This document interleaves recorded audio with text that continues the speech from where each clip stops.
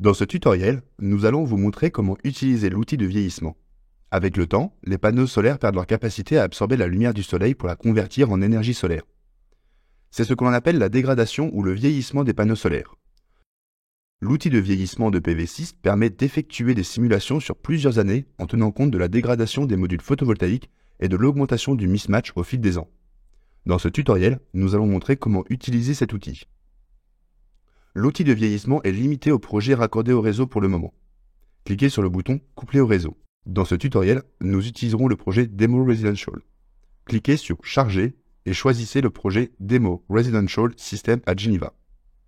Ensuite, dans l'onglet Variantes, choisissez la variante VC2 Detail Losses. Pour accéder à l'outil de vieillissement, cliquez sur « Simulation avancée ». Dans la fenêtre « Simulation avancée », vous trouverez en haut des informations sur la variante du projet.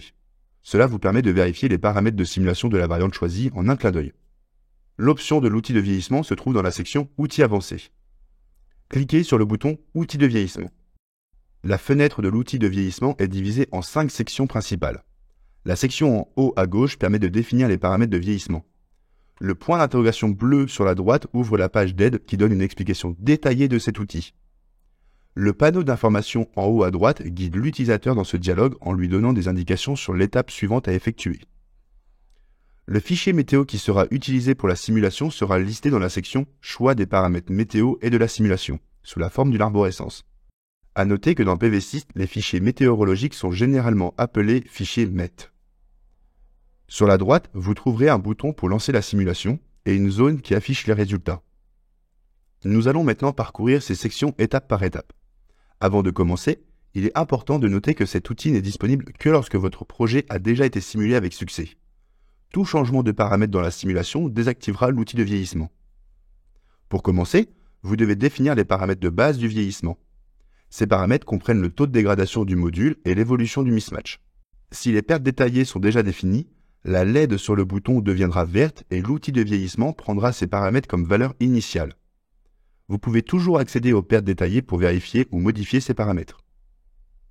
Ensuite, vous devrez choisir le fichier météo pour la simulation.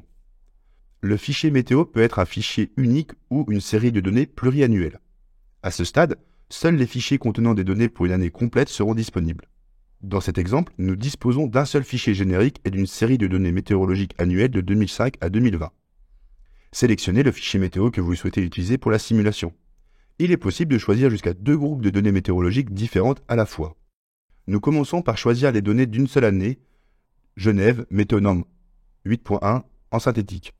Lorsqu'une année unique est choisie, vous pouvez spécifier le nombre total d'années à simuler, ainsi que l'intervalle entre chaque année simulée. PV6 interpolera alors les résultats pour chaque année entre ces intervalles. Ici, nous choisissons d'effectuer une simulation tous les 6 ans sur un total de 30 ans. Le nombre d'années de fonctionnement dans l'arborescence change avec ces modifications et chaque ligne sous le fichier météo représente une simulation. Vous avez également la possibilité de créer un rapport pour toutes les simulations ou pour certaines d'entre elles.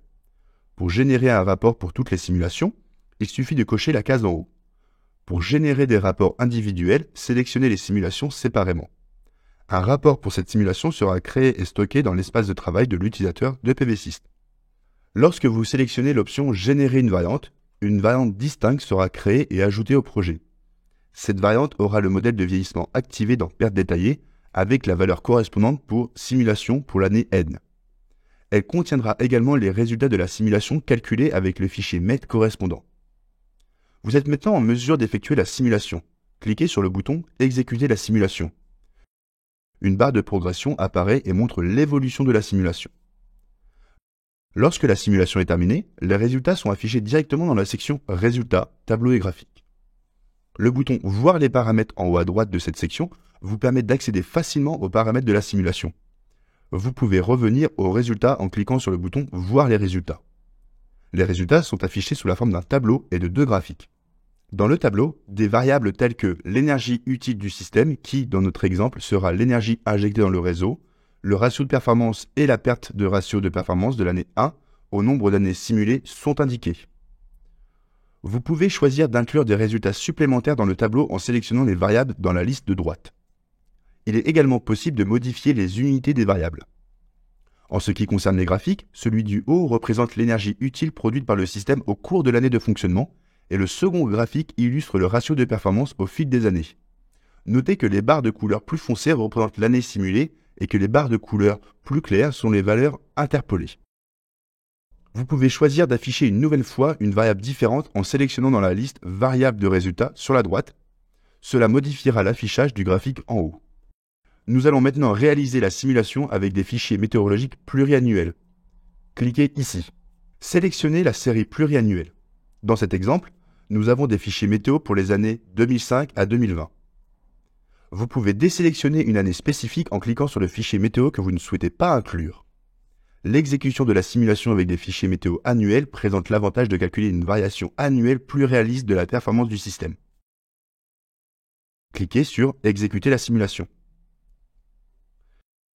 Comme indiqué dans l'exemple précédent, une barre de progression s'affiche pour montrer l'évolution de la simulation. Vous pouvez visualiser les résultats lorsque la simulation est terminée. À droite, vous pouvez décider d'afficher les résultats des deux séries. Un diagramme à double barre sera affiché dans la section des résultats. Les résultats du fichier météorologique d'une seule année sont représentés en rouge, tandis que les résultats de la série pluriannuelle sont représentés en vert. Comme indiqué précédemment, vous pouvez décider des variables à afficher ainsi que de leur unité. Pour exporter les résultats, vous avez deux possibilités. La première option consiste à les inclure dans le rapport. Cliquez sur le bouton « Rapport ». Les résultats de l'outil de vieillissement se trouvent sur la troisième et l'avant-dernière page du rapport. Un résumé des paramètres de vieillissement utilisés pour la simulation est inclus en haut de ces pages. Ensuite, une page est consacrée au graphique et l'autre au tableau. Vous avez la possibilité de supprimer ces pages si vous ne souhaitez pas les afficher dans le rapport. Pour ce faire, cliquez sur « Options du rapport » et désélectionnez l'option de l'outil de vieillissement. La deuxième option pour exporter les résultats est de copier et coller le tableau directement dans un logiciel externe comme par exemple Excel. Pour ce faire, cliquez sur le bouton « Copier la table ». Dans ce tutoriel, nous avons montré comment utiliser l'outil de vieillissement dans PV-Syst. Cet outil effectue une simulation sur plusieurs années en tenant compte de la dégradation des modules photovoltaïques. Les résultats décrivent l'évolution des performances du système photovoltaïque sur plusieurs années et donnent un aperçu de son potentiel à long terme.